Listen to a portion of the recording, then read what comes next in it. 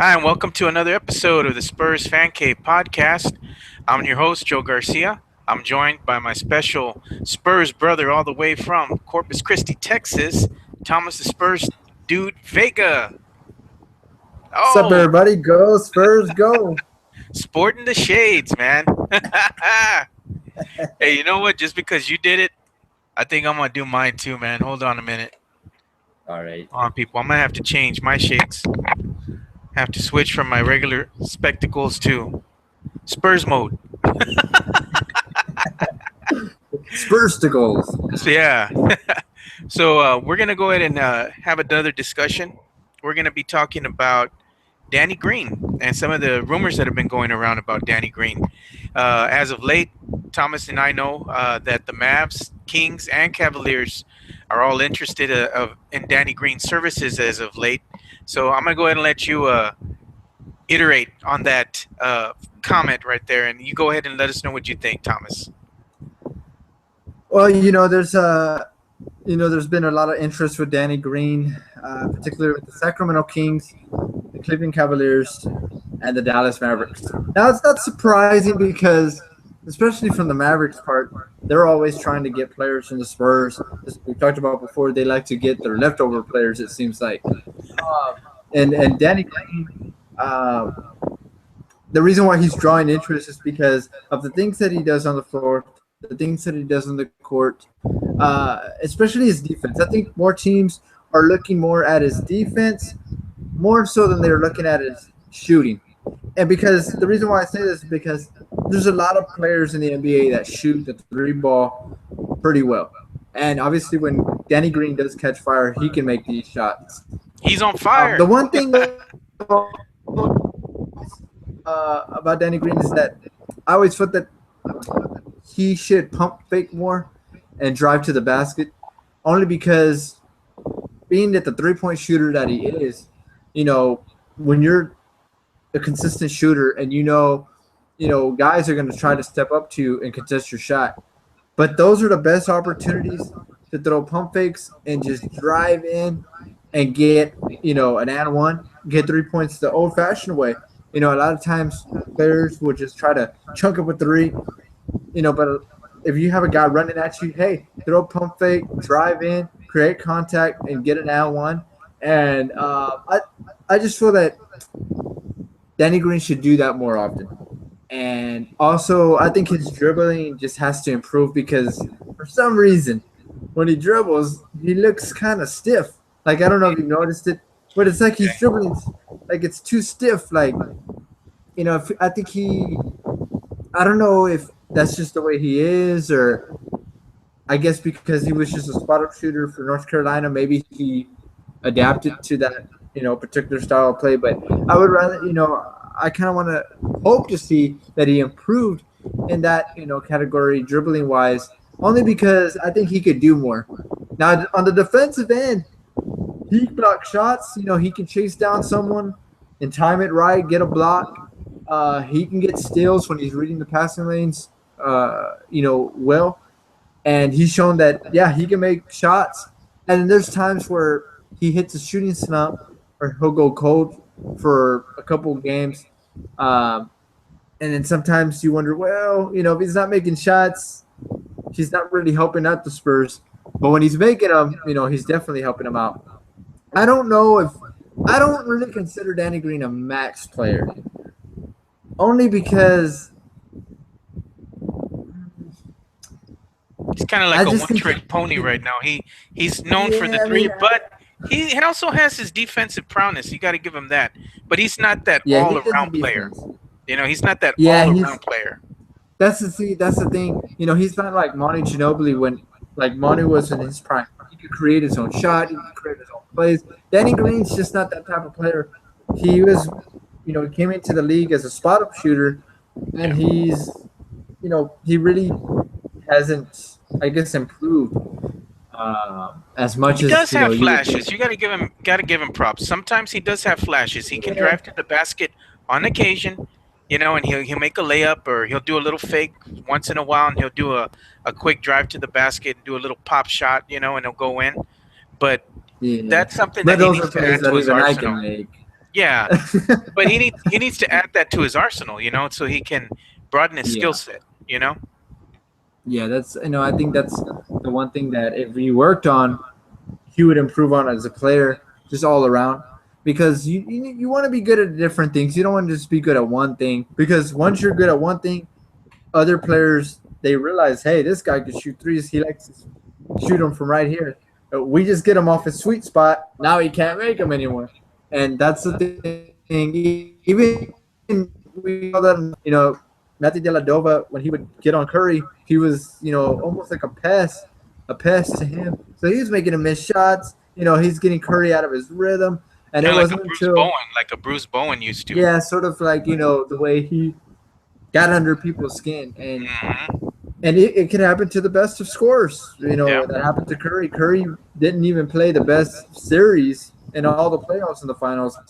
He was just, he was continuously being guarded, and it kind of screwed up his shooting. But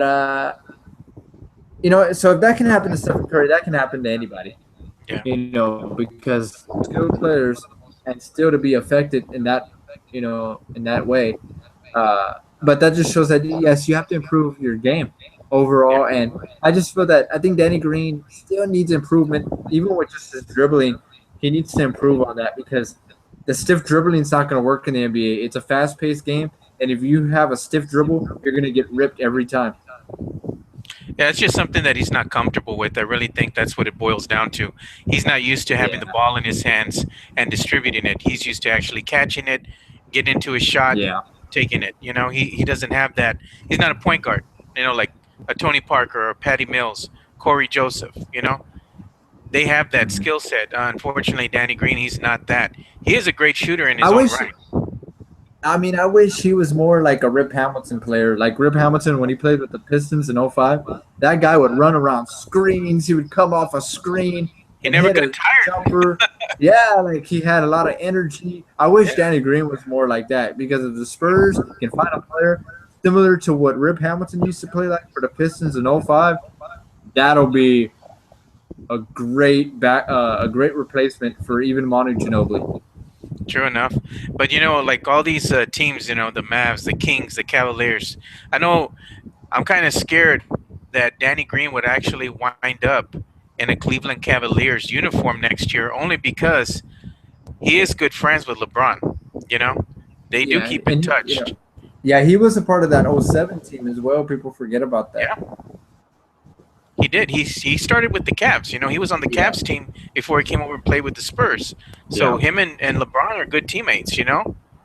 So Hmm. they still communicate. You can see it at every game when the Cavs come and play the Spurs. There, and he says hi to Danny Green, and they talk a little bit. They have that good relationship. If Yeah, Danny Green was to leave us, sad to say that it actually might be the Cleveland Cavaliers because Green would actually fit the bill for what they want. Especially LeBron and him. Have this good relationship going on. That could be a plus for the Cleveland Cavaliers. I'd hate to see Danny go to that team. I'd want to yeah, retain him, but we got to make room for the future. yeah. That's true. It's part of the And business. yeah, it is. And even if you look at the Cavaliers and you look at the Mavericks, the reason why they want to get Danny Green is also to replace Monta Ellis because Monta Ellis he's leaving the Dallas Mavericks. He's not Yeah, coming back. That he guy's gone. does. He does So not they're get already along with looking. Rick Carlisle. That's the problem. Yeah, he doesn't get along with them, and but who has he gotten along with? He didn't. He Rondo, the Ray John Rondo project turned out to be a fail.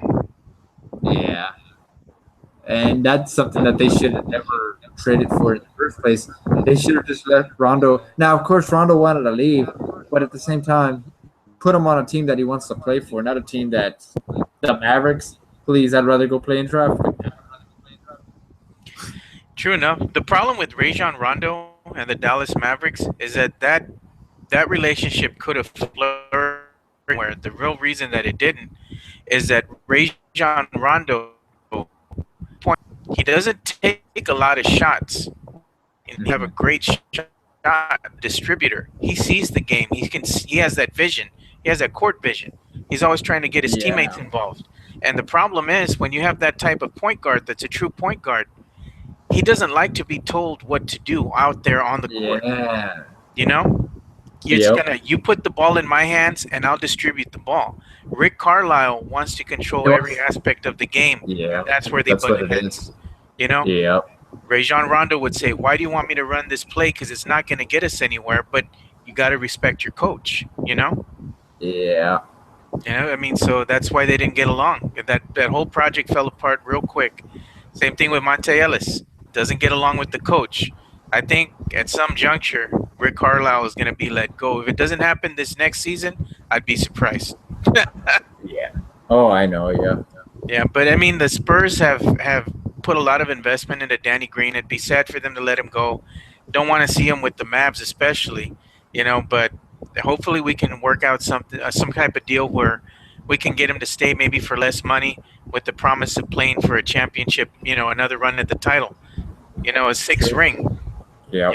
You Oh come where yeah. else, you got to start all over again. You know, Yeah. That's true. and that and you're getting older, so I don't know if that's something you really want to invest in. You want to start all over again with another team and learn a new system. He already knows the Spurs system. Yeah, that's true. And not only that, the Cavaliers, David Blatt, he doesn't have control of that team. He He headbutted. doesn't He had a lot of headbutts with LeBron, even during the playoffs, during the finals. You could tell like LeBron during the was finals. was he was almost coaching them and playing He at would the get same mad. time. He was blatantly upset at some of the plays he would write up. He would shake his head like that. Yeah, You saw it too. Remember? I know you saw yeah, it. yeah, It's like, who's the true coach? yeah. And that's the problem. That's why they lost too. It's not so much that LeBron's teammates didn't show up. There's a lot of factors into the reason why the Cavaliers didn't win that series. A, you played a better team. The Warriors are just a better team. They played Yeah. in the Western Conference. They They played had more against tougher. weapons. Yeah, they played. They went through. They went through everything to get to the finals, and then they play the Cavaliers, and they're like, "Who are these guys? Like, they're nothing. Like, who are they?" And that's the difference between the West and the East. Yeah, true enough. But Cavaliers, I don't understand why play his veteran sitting down on the bench. Yeah, on the bench. Yep. Sean Marion, didn't he win a championship with the Mavs? Yep. Henrik Perkins, he went to the finals with OKC Yep. and with Boston, and he Yep. won. Right? Yeah. Am I wrong? I mean, Yeah. He won with Boston. it's like, why are you not using that to your advantage? Well, that's the thing. He really made a mistake by not playing, Sean Marion, because Sean Marion, like you said, he had that experience, and not just the finals experience from 2011, but even from the playoffs with the Phoenix Suns Yeah. against the Spurs. I mean, Sean Marion played against the Spurs how many times in his career? A lot of times. So he had that experience. And I think that if they would have played him, they might have actually been able to pull off a win. Yeah, because they could have put him on Thompson. Yeah. You And know, yep. off, switch off with Curry at the same time. Different look, a different defender. Yep. But it is what it is. I mean, they still won, but I think Cleveland had their chances. They just didn't execute down the stretch when it mattered. Yeah, that's what it was. So when people say, You "Oh, just- well," people say, "Oh, well, LeBron didn't have enough help." Yeah, but they were up 3-2 in the series. They had a chance to win in Cleveland. They didn't do it, and that's what. They were up 2-1. They were up 2-1 with the momentum in their favor. They could have Yep. easily won that next game and gone Yep. up 3-1. But they didn't do it. Yep. We know how that goes. Remember, Game 6, Yeah. NBA Finals, and what happened with Ray Ray. It is what it is. Oh man. Yep. But I mean, getting on back to the subject with Danny Green. You know, a lot of teams are going to be interested in him. He's going to demand a lot of attention. I hope the Spurs can actually retain him, but you just never know. It'd be sad to see him on another team. He is a fan favorite. He plays with a lot of heart, and he's a good teammate. He even follows a lot of instructions from Greg Popovich as far as critiques. You know, he takes it in stride. He's always willing Yeah. to learn, and that's why Popovich likes him so much, because he actually does listen. You know, he's not like, "Well, I don't have to listen to you. I already know. I already know what to do." Yeah. You know, Yeah. it makes him a better player when you listen to your coach. So I mean, he's an instrumental part in what we do. I know a lot of fans hate it. We're hating on Dany Green and say, "Bye, Felicia. Bye. We don't want you," just because he had an off playoff season this year. You know, and you got to hand it to the Clippers. They Hmm. played him. They played him good on defense. It's hard to get a Yeah. shot when you got somebody in your face, just like with Stephen Curry. You got a body Yeah. on you at all times. It's hard to get away and get a shot. You know, Yeah. it's one of those mental games. Once they get into your head, Yeah. it's That's hard to it. shake it. You know, it's Yeah. hard to shake it. So I mean, it's a learning experience. You know, I think because of that, he'll come out and do better if he remains with the Spurs next season when they go to the playoffs. He's going to understand that he needs to add more weapons to his arsenal other than just that three. You need to Yeah. drive to that basket. You need to Yeah. get that in between game going. You know, Yeah. Yeah. because he can get people in foul trouble, and you're not a bad three. You're not a bad free throw shooter. You know, Yeah. Yeah. I mean, so that's they all. can't do the That's all he has to do. yeah they can't do the hack of Jordan, Yeah. Yeah. They can't. the DeAndre Jordan. Oh So it won't man. work. But honestly, I mean, what do you think? I mean, what's your take? Do you think you're going to see Danny Green in a Spurs uniform next year? Oh man. I don't know. I mean, anything is possible. You know, it's kind of hard to say. It's kind of hard to say. I don't think we'll know until July 1st. True enough. Well, just leave it at that. I'm the same boat. It's hard to say. It's going to Yeah. be it's a hard decision on the Spurs part, but you know, I'm glad I don't work in the front office because Man, I don't know that's if I'd tough. be able to make that decision. Yeah. I guess that's why they get paid the big bucks, right? Yeah. All right, man. Well, that's all we have time for this episode. So on next till next time, go Spurs, go. Go We're out. Spurs, go.